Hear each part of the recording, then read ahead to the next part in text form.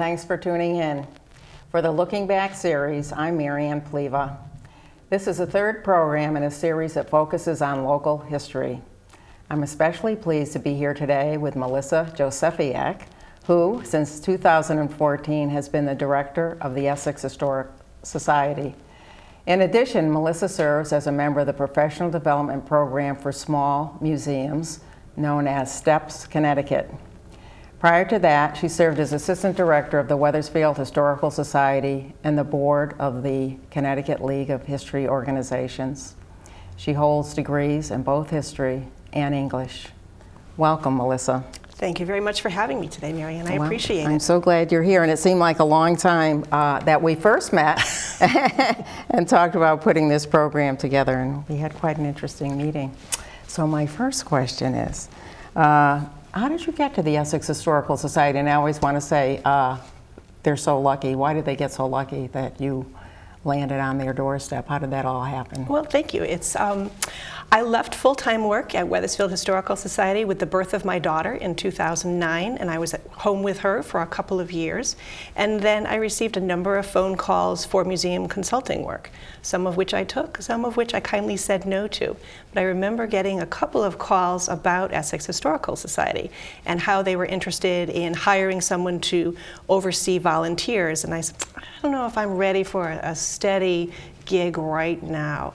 And the more people I talked to, I had an interview, and I felt like it was a very good fit. I definitely wanted to get back into a place to have a historic location, to have my own people, so to speak, my own crew of volunteers and hardworking board members. And when I met with the executive committee, I felt this was a very good fit. So we started off very small with a few hours a week, and then the job grew into becoming the director of Essex Historical Society, and that was almost 2 years now. Wow. Wow. Now, how long were you in Wethersfield? I was there for about 9.5 years as the assistant director, and then filling in as various directors left. Brenda Milkowski was there. She was the one that hired me back in 2000. And after she left, I was the interim. And then our director at that time, Doug Shipman, was active Army Reserves, and he was called away to fight in the war in Iraq. And I filled in for him then. And then before the next director was hired too. So that was right out of college? Actually, no. I was in the corporate world for a while. Oh, interesting. And then how long were you home? I was, well, my daughter is 6 now. Okay. So technically I'm an at-home mom, but with 2 part-time jobs that add up to a full-time equivalent. How's that? Well, you've made a lot of really positive changes, so. Thank you. Essex Historical Society is happy or glad to have you. Thank you. So tell me, what do you do on a day-to-day basis? Could you describe a day? Like Tuesdays, I guess you're in there with some volunteers. When it says director, my job title, it could mean anything and everything. So Tuesdays is the day when we come together. We have a very dedicated crew of volunteer archivists or collections team members, the people that watch over the collections. And we have more than 7,000 objects in our 2 historic structures. And from 9 to noon, we open the Hills Academy at 22 Prospect Street, which is our library and offices. We open it to the public, and we answer a variety of research requests, mostly via email, sometimes in person, and that can be about genealogy, about historic homes, about hot topics in Essex, and people that just want to come and see what we do. Now, those are our open hours, so we welcome the public to come, and then we're there also on Thursday mornings. It's a smaller crew then, but we can do all sorts of public relations and marketing and coordination of events on both of those days. So those are our 2 days that we're open to the public, at least at Hills Academy. Thank you. When was Essex Historical Society formed? It was formed 60 years ago in 1955. That's when Hills Academy, which was a private school and then a public school that was built in 1832, was was successful as a private academy and then became the public school, and then it fell into disrepair a little bit into the 20th century. It was a center for community events. By the 1950s, because it was so old, it was felt that perhaps it shouldn't be saved. So a group of concerned citizens came together and rallied around the cause of Hills Academy and saved it, and that became the core of the Historical Society. So we've been thinking about and working towards preservation of historic structures ever since. And then in the early 1980s, we acquired the Pratt House from the Society of the Preservation of New England Antiquities, and that's our flagship house museum. So we maintain those two historic structures. I think we had another picture of Hills Academy with the old, I think it was a seminary. Oh, there it is right there. It makes it look so different. So now the Catholic Church is there. That's right. Property. Just to the right of Hills Academy is the old Pettipog or Eagle Hotel. That was the seminary that was built later in the 19th century to house the male students attending Hills Academy, and then after that didn't work out, then it became a private hotel for many of the people that were holidaying in Essex, and that was eventually replaced by the Catholic Church. So tell me, what is the mission of the Essex Historical Society? And I guess it changes over the years, but probably doesn't vary too much. We have a brand new mission. We adopted that in 2015, and that is Essex Historical Society, engaging and inspiring the community. And we picked something that was short and sweet and easy to be repeated. And when you hear those three catchwords, engaging, inspiring, and community, they stand for the three villages of Essex, for Centerbrook, for Essex, and for Ivoryton. And we are three villages, two rivers, one history. And we strive, even though our two historic houses are based in Essex Village, we always look toward representing the three villages of the town of Essex. So we're constantly working with history and unique partners in both of those villages, Centerbrook and Ivoryton, to get out and represent all three villages. Very good. And that's not, I mean, I think it's open to everyone. Everyone feels that that's their historic society. Oh yes, it's our membership is everybody in the town of Essex, and we have a lot of what we call Essex in diaspora, people who used to live in three of the villages and live elsewhere, or people in the region who just enjoy Essex history and want to support us, and we truly appreciate that. So Essex membership is open to everybody. And I think the Ivoryton Library has a lot of history, as I recall. They have a whole room with a lot of history, Don Malcarney's books. Yes. Not his books, but his writings, everything. I guess they are putting a book for him now, for the old houses are all in there. Yes, the Ivoryton Library and Essex Historical Society share a similar mission. They do collect a number of objects and paper archives collections, and they have the opportunity to exhibit them as well. In fact, right now, Ivoryton Library is mounting a World War II exhibit about Ivoryton and the town of Essex on the home front. And they approached us, Director Elizabeth Albert approached the Historical Society to say, what do you have that could possibly contribute? And we were happy to loan to them a victory bag, a wonderful blue denim one with a red V, sewn right on the front of it, as well as a number of photographs of the Ground Observer Corps that was based in Essex, as well as the Plaques Company, wonderful promotional photographs. The Plaques Company, where now the Clark Group is, and they had traditionally were making lampshades, but during the war, their war effort was they were making fins for bombs, as well as medical chests for a variety of purposes, and we had photographs of mostly women in the Verplex factory producing those products for the war effort. And it was just wonderful to work with them and see the collaboration between the two organizations working toward a common goal of bringing history to the public. That's great. Well, do you know how long the exhibit will be there? Is it there for another month? It should be up through June 1st. And once that comes down, very shortly, it's been up for about a month.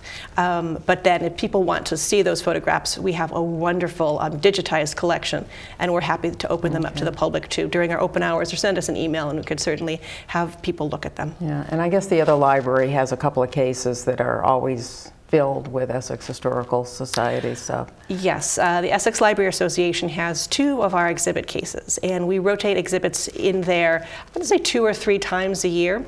So they are ours, and the library has much longer open hours than the Historical Society does. So we can put something, current topic, that is germane to what we're doing. Like right now, we've got several things in there about the marketing of the E.E. Dickinson Company, because we've been celebrating the Dickinson Company all this year. So now that we're concluding that, we're going to think about putting something fresh in there, so people that can't necessarily make our open hours can always visit the library, since they're open 7 days a week, and see a little bit of the Historical Society's collections. Oh, great. Well, I did want to talk about collections, because I don't know really how they're handled. I mean, a lot of people like to give things. And what does happen, and I know you also have a lot of volunteers that help, so maybe you can address that.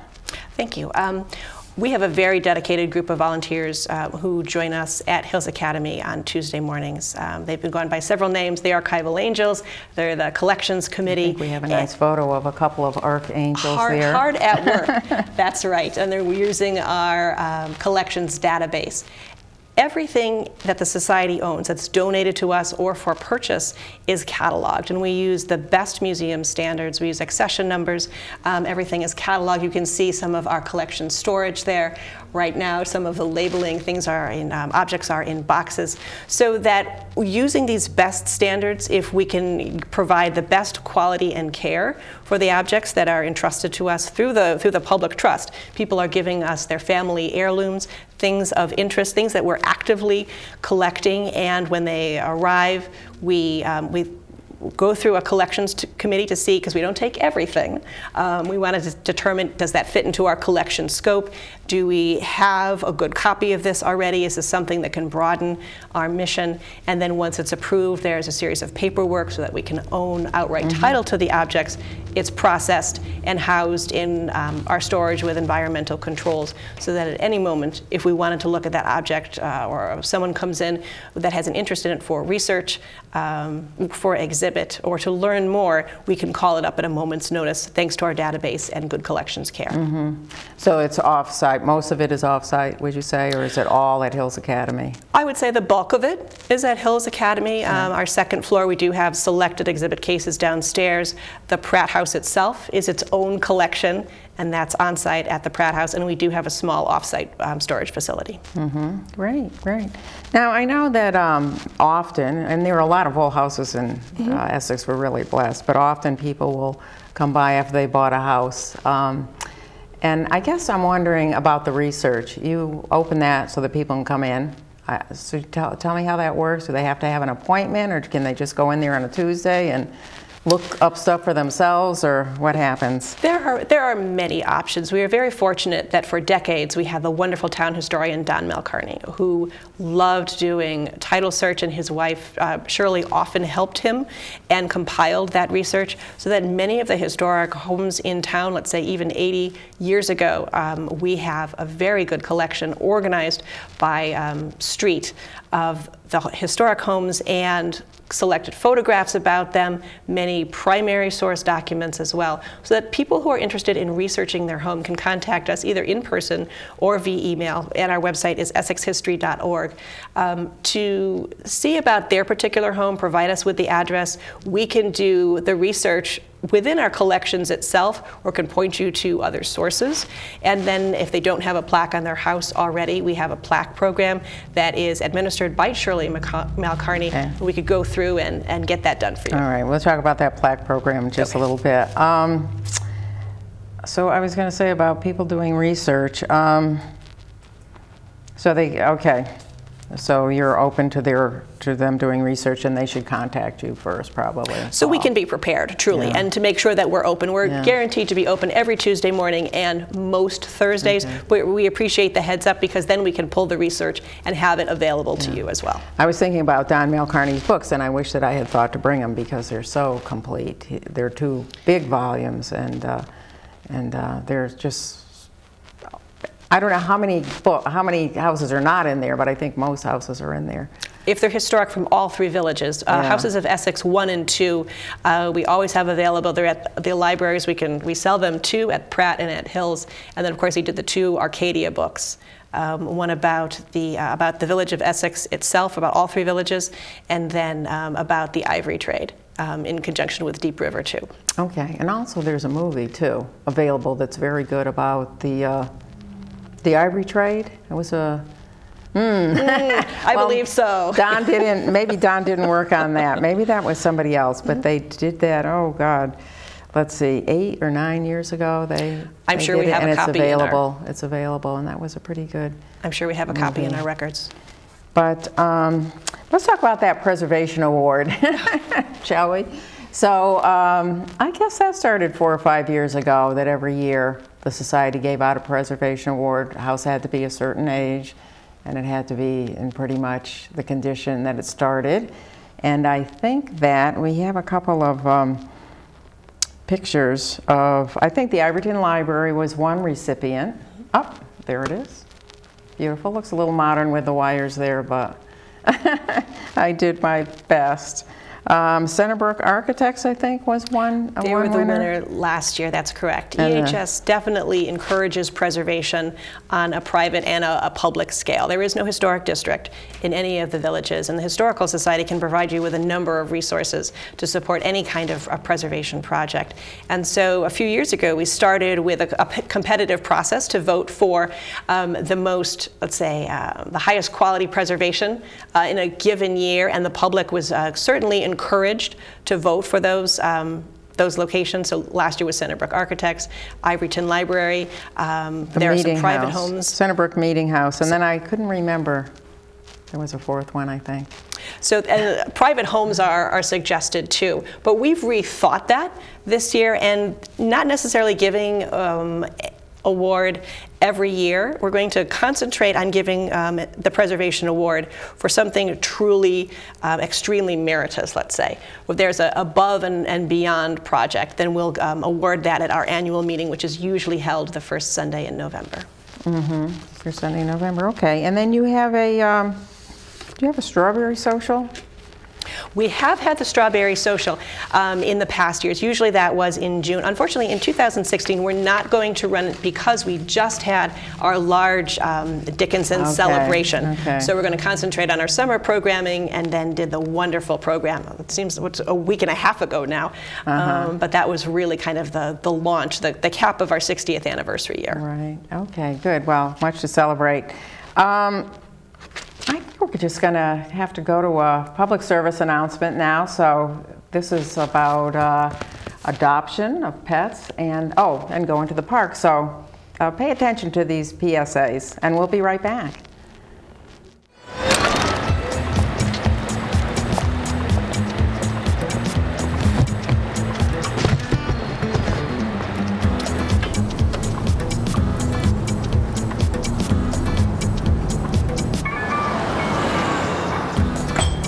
It's a short ride from your neighborhood to your naturehood. To find a neighborhood park or green space near you, visit discovertheforest.org. Adopted Bento in 2010 from a shelter. As it turns out, we have very similar personalities. And this cat makes me make art because he's always motivating me to take pictures of him, to draw pictures of him. He just is motivating artistically. It's just that simple. Well, he's my best friend, but a lot of people know him as Keyboard Cat.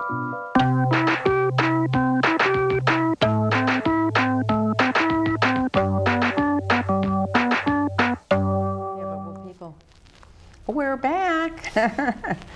So now I want to talk about, I drive through town and I see tons of historic signs on houses, and it's very helpful because I can sort of piece together who lived where, and I think there's over 300 I read somewhere.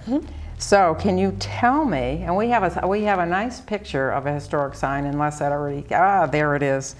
That's on my house. My house was built in 1959, so just to let you know, they don't always let everyone know they don't have to be historic. So but mine is old now, 1959. So can you tell us more about that program? Yes, you'll notice in several historic homes in town, they'll have that traditional oval, the white oval with the black trim, and the EHS for Essex Historical Society at the top. That means that it's an official plaque that EHS has done research on through Don Milcarney's research and also through more updated scholarship. And you are welcome to purchase a plaque through the Historical Society. We can send you the background information. If we have photographs available, we can send that out as well. And it's interesting when you drive through other historic homes, you can always tell when they have a very good and robust historic plaque program. Guilford is one of them, Madison is another, and then Essex is really kind of a top one. It's been interesting to see how many other historical societies have written to us to say, we hold EHS up as one of the best plaque programs in the area. How do you get it started? Who's your fabricator? What information do you provide? And it links several people to the quality of the work that we do there. And if you're welcome to put any plaque on your house. I mean, there's nothing to say that you can't, but when you have an EHS plaque, that truly makes it official. And it kind of ties all of the historic homes together in a very good network, and that's for all 3 villages. We do that. And we know it's accurate, and it's a very attractive sign. I don't know who first came up with that sign, but it's very attractive. Does Essex Historical Society own other properties in town? We have 2. I've been talking mostly about Hills Academy, but our flagship house museum is the Pratt House at 19 West Avenue. And that is actually a fairly old museum. It was originally gifted to the Society for the Preservation of New England Antiquities, which is now Historic New England, 6-state network of many, many historic homes. And they received it from, believe it or not, 9 generations of the Pratt family lived there. The oldest section goes back to 1701, a little teeny part of the L. And then the story of the Pratt House itself reflects Essex history. That as the small farming and then fishing village grew into a larger maritime port, so did the Pratt family's fortunes. They were traditionally a blacksmithing family. They also farmed. And as the family expanded, as their fortunes improved, they built onto the house. It's very much an organic house. It was built in stages. We think of a traditional colonial, I put that in air quotes, style home with 5 openings across the front. The Pratt House is asymmetrical, and that reflects all of the different stages of the building from 1701, 1732, later in the 18th century.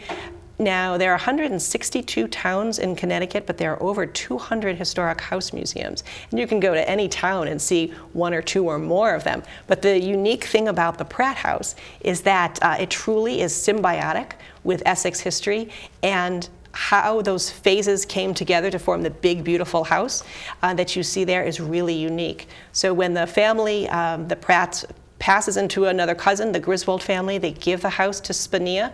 Spinia renovates it in the 1950s, and there was always a tenant in the back. And now in the early 1980s, the Historical Society is gifted from Spinia with that house. And we've operated it as a house museum ever since. But from the 1980s, we've had a tenant in the back wing in the oldest section. And now that the tenant has left, we have this opportunity for the public to see those earliest sections, to be in those tiny rooms, to see how the family would have lived 300 years ago. That's long before George Washington was even born, and you could see how a family was living in the small village of Essex. So it's a unique experience. So when is the Pratt House open? The Pratt House is open to the public Fridays, Saturdays, and Sundays. Starting on June 3rd, it's opening from 1 to 4. It's always free. We do have suggested donations to support our good work, and we just opened a museum shop last fall, and has a variety of really fun Essex notions in there, and a variety of E.E. Dickinson memorabilia that was produced for this year's Dickinson anniversary and our own 60th anniversary. Now, somewhere we have a photo of some training that was done last week or so with the docents or tour guides. People tell me they don't know the word docents, so I'll say tour guides. Oh, and there's one of the photos. I think there might be another one, but it was a good, productive training session. I also understand that as of last summer, you started walking tours throughout the village of Essex, and I'm wondering what sorts of things do you cover during the tours? Yes, we are literally taking history to the streets. We're coming out of our historic homes and getting onto the streets of Essex. And we developed a walking tour based on Don Malcarney used to run walking tours when he was alive. Unfortunately, he passed in 2009. And I thought this would be a really good program to restart in the village, and that we can offer year-round, not necessarily when the historic structures are open. So we have 2 tours right now, one of Essex Village itself, starting down at the end of Main Street, going up about 3 blocks. We talk about the maritime history of the village. And then we also have one of Prospect Street, which was largely a 19th century tour, starting at Pratt House, going up West Avenue, Prospect Street, talking about its life as Pound Hill and all the various churches that were started there, and how it has a unique history compared to the village history. And we hope to expand the program too. We'd like to have one of Centerbrook, one of Ivoryton that we can offer, and then we give it for private groups that contact us. Largely colleges are interested. Right now we open it to the public on select days, and then we're going to launch our 2nd annual walking weekend on July 20th, 30th, and 31st. Okay. Wonderful. We're getting a little short on time, so I want to move along. Can you talk about, I know you've talked about 60th anniversary and so on. Can you talk about your relationship, your 1-year relationship with the E.E. Dickinson Company?